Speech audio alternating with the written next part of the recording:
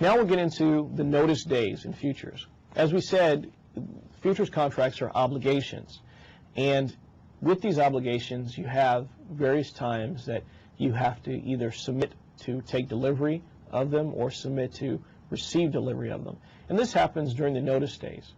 Now, since contracts expire in various months, it's very good for you to be knowledgeable about when the contracts you're investing in expire and how that may affect how your trade is going.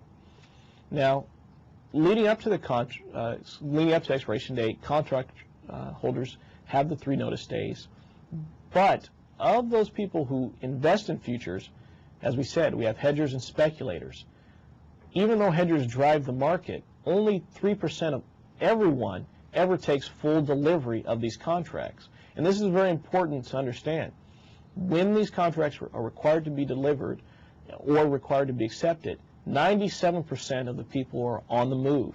And how they move is affecting directly what you believe the trade is going to do in the future. Now, there are 3 contract notice days. There's the first notice day, the last notice day, and the last trading day. And sometimes they overlap, so you have to understand when each happens for the contracts you're trading. Now, for the first notice day, as it says here, all commodity contracts except currencies are seller's option contracts. This means that the seller on the first notice day is capable of delivering at any time he wants when you're in a long position. And this falls back to what I said earlier, that the short hedgers in the market have precedence or get preferential treatment over the long hedgers. And so you have to be very careful what side you're on as you're coming into these notice days. The last notice day is the last day of the delivery period on which sellers may tender delivery notice to buyers. So this is the day that sellers have to put up. They have to contact you or contact the CFTC or the CME and let them know that they're going to deliver on these contracts. If they don't deliver on those on that day, they have to exit the market. And then you have the last trading day, and all of the futures contracts outstanding after the last trading day must be satisfied by delivery. So that means everyone who's still holding on to their position has to either exit the market by receiving it or exit the market by delivering it. There's no other way to get out of the last trading day. And there are huge fines and penalties that the exchanges will inflict on you if you're not out. So it's typically the job of your broker or your broker or your clearing firm, depending on how you're trading, to let you know when these occur. But as I said, 97% of people don't hold on coming into these notice days. And if you know your contract, you can actually trade some of these and get out on the last day or on a hairbreadth, and we'll discuss this.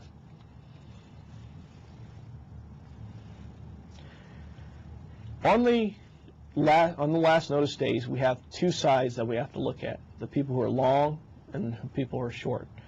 The longs really don't have much say-so. On the first notice day, the speculators who are long have to exit their position.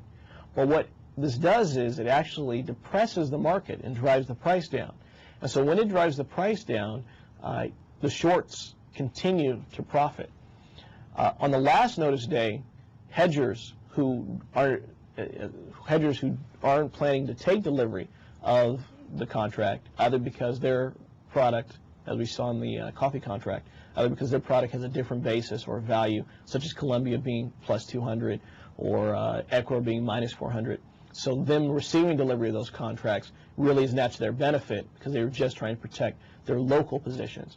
And so on that day, the last notice day, the hedgers who are long the market begin their selling out of the market.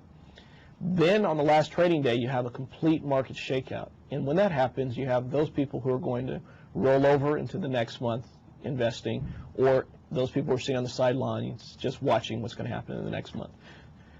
The longs really are the long speculators in this scenario are at a disadvantage. You have to get out prior to seeing any of the movement, any of the action really happen on the last days. But if you were profitable, it really doesn't matter. The shorts, on the other hand, have an opportunity actually to enter towards the end of these trading cycles. On the first notice day, short speculators have the capability to add to their position because they have the right to make to force delivery of the product. And if they choose not to deliver it, they don't have to. So they get the opportunity to take advantage of the longs getting out of the market and themselves coming in to short it. Great opportunities and great plays here, especially in markets that may already be trending downward. A unique scenario, and again, you have to understand the contract that you're trading, but it's something to consider. Now, on the last notice day, again, as we saw, the shorts still have preferential treatment, and they have to decide whether or not they're going to trade or not on that day. And typically what we'll see here on this last notice day is a short covering rally. So between the first notice day and the last notice day, there's profits to be made, but you try and get out on the last notice day to make sure that you're not caught up in the short covering rally. And then on the last trading day, you have a complete market shakeout, and then people begin to roll over. And that's where they shorted, they got out of their shorts or long positions in the spot month or the current month, and then they roll over by buying or shorting again in the next upcoming month. The notice days, very interesting scenario. I haven't really seen much information out there in the marketplace about this. I've been trading futures for about 11, almost 12 years now, and this is something that I've kind of uniquely noticed myself. I'm sure there's other people who talk about it, but I just haven't found any books that really go fully in depth on how the notice days operate and how they work and how each contract responds during different notice days. And I think this is a point that you yourself, after watching this video, can definitely look and see opportunities to scalp and arb and basically trade. So definitely investigate more about how notice days operate. Now, tying it all together, as I said before, futures are not for the speculators. It was designed as an insurance instrument. And that being the case, as speculators, we have to realize that we are here to provide the liquidity for the market, but we're not given the type of treatment that hedgers are given. So it's good to watch what the hedgers are doing and try and either ride their coattails or watch what's happening with their choice of supply and demand. Futures pricing is relative to its underlying commodity. And what this means is the futures price doesn't happen in a vacuum. When the cash coffee price market is depressed, the futures market is moving, and vice versa. It's directly affected by what's happening in the cash market. That's why it's called a derivative instrument. And there's opportunities to trade the cash against the futures and vice versa. I skipped over two, and I'll go back to it now. The delivery dates, notice dates, all are based on supply and demand cycles of the hedgers. The hedgers know why they're buying, why they're selling, what's going on in the marketplace long before you and I speculators know, and long before the price actually shows up on the charts. So it's good to watch what they're deciding and what they're doing prior to when it happens, and there's tools that we can use to do this. And then fourth, futures are heavily dependent on supply and demand. Stocks are based on the greater fool theory, the idea that someone out there is going to be willing to buy the stock at a higher price than you, and eventually someone's going to be left holding the bag when the market comes down. Futures operate completely differently.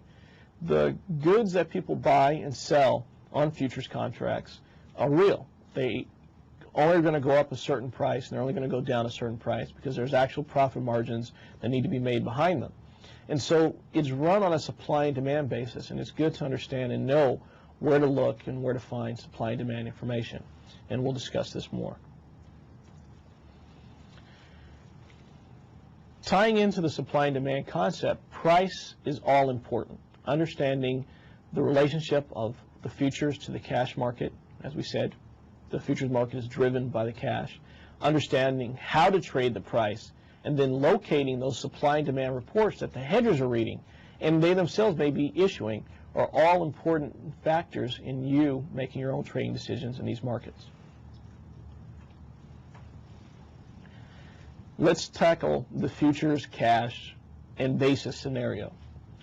Since futures operate as cash as the underlying contract, and the cash actually drives the futures market, there's something known as basis. And what this means is cash, the cash price minus the futures price, is what creates the basis. And increases of basis for short cash hedgers are profitable, and decreases of basis for long cash hedgers are windfalls.